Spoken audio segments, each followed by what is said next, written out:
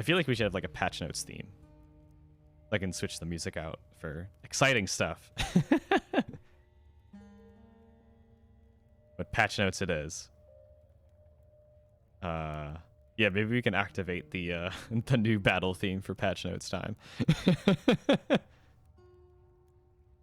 Oh man. All right. So right at the top there, we see that we have added a new battle music theme. So really exciting to get another music track in there. Paul did a great job with this one. Lots of fun instrumentation and different influences and stuff like that in there. So it is definitely worth the listen. If you go to Twitter, you can see a post where I believe we posted that as well. So, or play the game because it's in there. So you can do that too.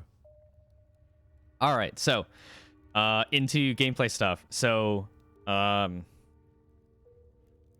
mostly what we have focused on here is kind of a reworking of the Berserker.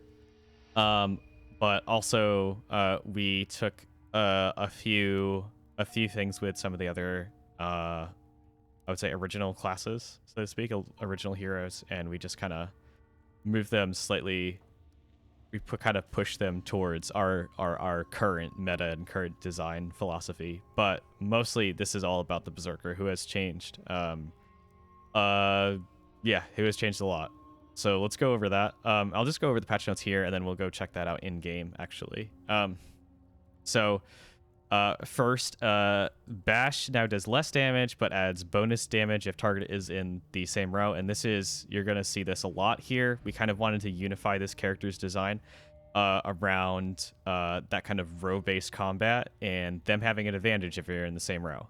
So, nothing too crazy there. However, we have completely replaced an ability here. So no longer is there Unrelenting Strike. We felt that Unrelenting Strike was it took too long to really get the benefits from Unrelenting Strike. It took there's a small advantage to using it twice in a row, but you really only saw an advantage in damage 3 times in a row. And the Berserker being a slow character, it took a while to see that kind of advantage, unless you were doing it at the very end of the game. In a 1v1 situation, and normally the Berserker did not last to the end of a battle, so we decided to take another look at that, and we wanted something that was a little bit more thematic with his character, so we have replaced it with Puncture, which does some damage and also does a bleed over time effect.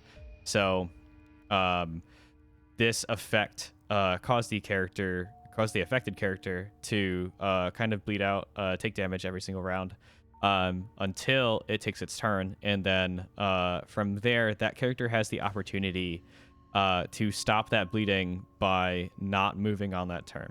So if that person ends their turn on that tile, then they will stop that bleed effect. So you have to make a decision whether or not you want to get out of the way of something, perhaps, or stay there and stop that bleed, which if you let that go for another whole round, that damage starts adding up.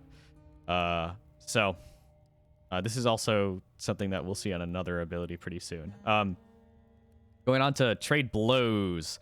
Trade Blows is an incredibly effective skill. It does a decent amount of damage, a lot of damage for a basic ability, or non-focus, and it allows that character to have a lot more utility because it can get around things like the Engineer's Levitate and also the Ranger's Evasive Stance. So there's a lot of utility built up in that skill, and really there wasn't enough of a price to be paid for that. So we reduced the damage down by a little bit to kind of rebalance that a little bit. So Trade Blows still incredibly effective, especially when buffed, but it's a little bit, you're paying a little bit more of a price for that utility to be able to hit something no matter what, essentially. And going into this last skill here, Proximity Punch. So that has been replaced with something called Deep Cut, and the reason why we just wholesale replaced this ability is that while it was powerful, it had a lot of a lot of numbers built into it, a lot of high damage. It was pretty difficult to get off. It was very difficult to set that up, and you know, for a slow character to have a focus ability that was not a guaranteed thing to go off, it didn't see a lot of play. So we decided to replace it, and also tie it into one of the Berserker's new themes, and that is bleed. So this ability is a focus ability, and it does damage. Always good for the Berserker. Inflicts bleed as well, so exact same effect as the puncture, so it behaves the same. And also slows the character until their next turn. So this helps get a little bit more bleed in there as well. So this is a really nice ability. Decent damage, inflicting bleed and slowing. This ability has a lot of utility. It being a focus ability on a slow character, it has its price, but in a lot of circumstances, this is a very, very effective line, essentially, if you want to build something around this character. So that is mostly what happened with this Berserker. We didn't really touch the stances because we thought those were pretty strong. So that's what happened with the Berserker. There's just to reiterate stuff about the stances here. Impose, we kept the same. Also, if it doesn't trigger, you deal extra damage on your next attack. Also, tunnel vision, slight change there. Where when it's active, it decreases your physical defense by 1 level. People really weren't seeing a lot of impact from that damage to neighboring characters, adjacent characters, when it was activated. So we replaced it with something that was a little bit more immediate in the impact. So yeah, lots of big and small changes to the Berserker. So I'm excited to see how people use this character. Other stuff. We have the warrior. We really want to there was 2 things we wanted to do with the warrior, one of which being kind of nudging that character slowly towards a more defensive option for players. The warrior's kind of damage output was a little too consistent, so we have now reduced the base damage of the slash by a couple of points, and also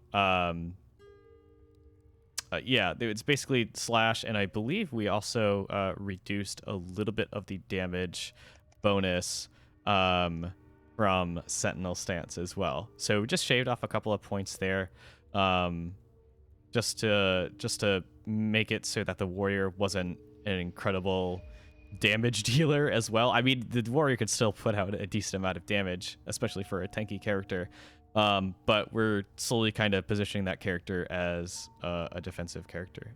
That being said, there are 2 other major changes to this character, one of which is the warrior slam is now a non-focus ability. This is a basic ability that does a lot less damage, and because the speed debuff has been replaced by an entirely new effect.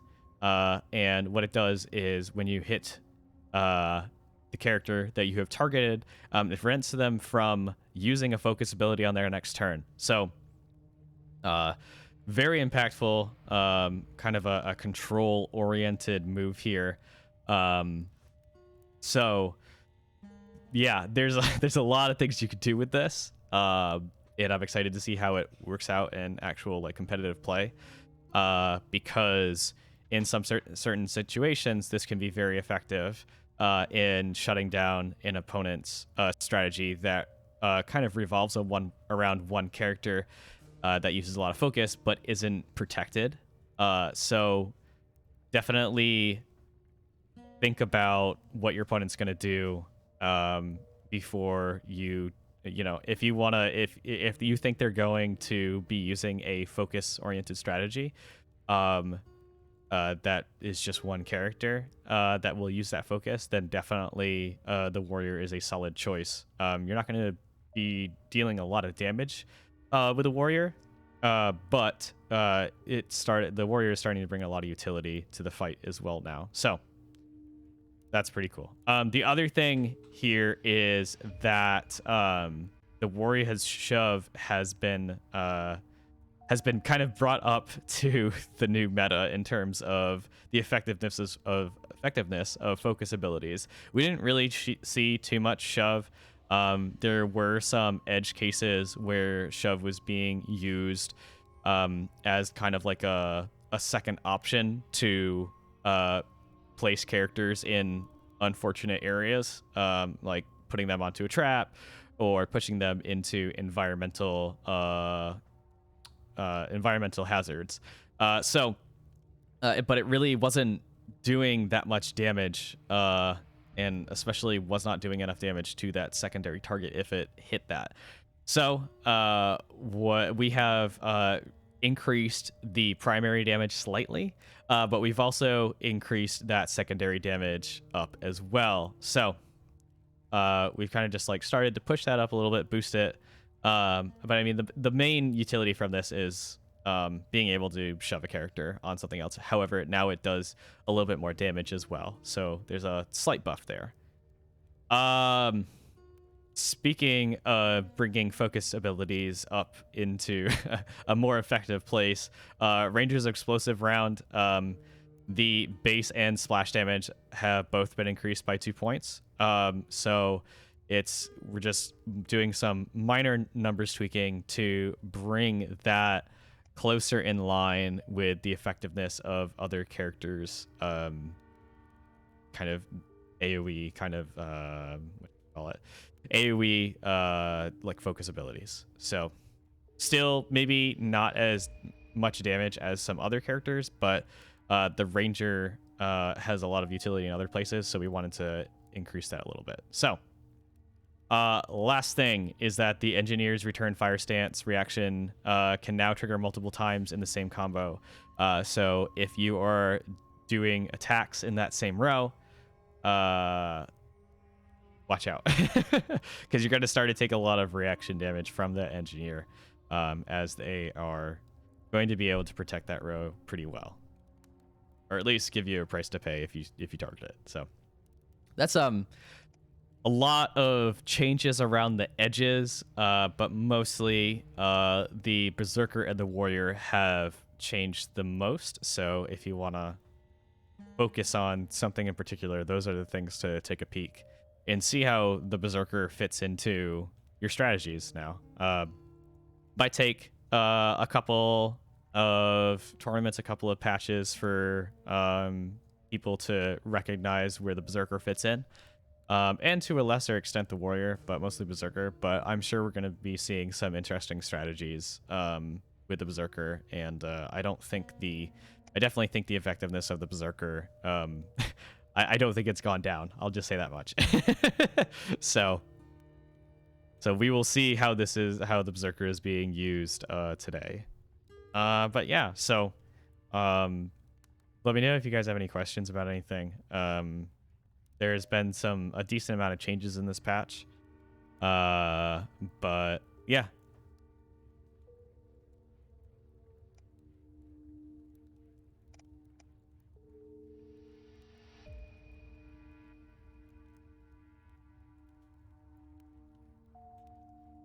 So we're just going to be, we're going to wait at least until 2 o'clock. And then we will see who's in this tournament today.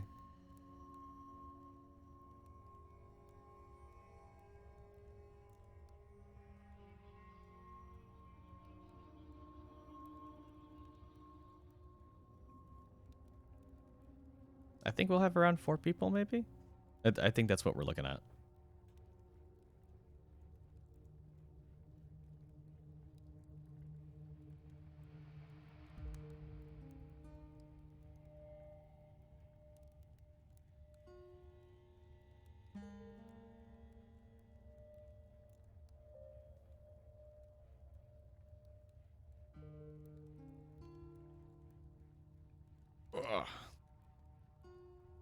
All right.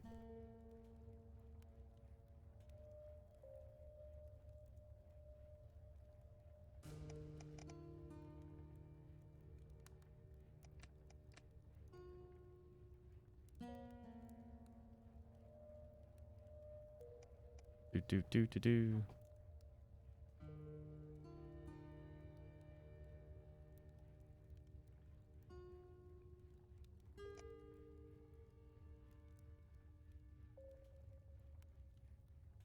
Favorite change this patch. Favorite change. I liked seeing big changes. So, the Berserker's new toolkit. Excuse me. Wow, the Berserker's new toolkit is pretty cool. It's like almost a new character, kind of. But yeah, I don't know. I'm really interested to see how the Warriors slam is going to be used, if it's going to be used, how it's going to be used, how effective it's going to be. I'm very interested to see how it's going to be introduced into the meta. Because there are some strategies that use focus pretty much exclusively, and there are some that don't really use it at all. So for example, like like character combos, like say totem and like totem and like the engineer and stuff like that, who have big AoE elemental style damage. They really need to use focus to do damage output. So that's definitely a strategy that would be affected heavily by this ability. But say stuff like kind of like assist oriented strategies that have to do with getting the most like combo damage out of your team, that won't be affected as much. But and again, there's other characters that are more or less affected by this. So I know right now Chio is a popular character to use their focus on. So that character is a good target to use that on, because otherwise they're kind of limited in terms of what they can do. They can do like a little heal, and they can do some like piercing damage basically to a target and a secondary target. But without focus, their effectiveness is definitely limited in terms of like what they can do. But otherwise, stuff like say like the ranger engineer combo with the trap, that's not affected. That's not affected at all. So you can keep on doing that as long as both of those characters are up. But yeah, I really am very curious as to how that's gonna be used. And you know, how that's gonna work.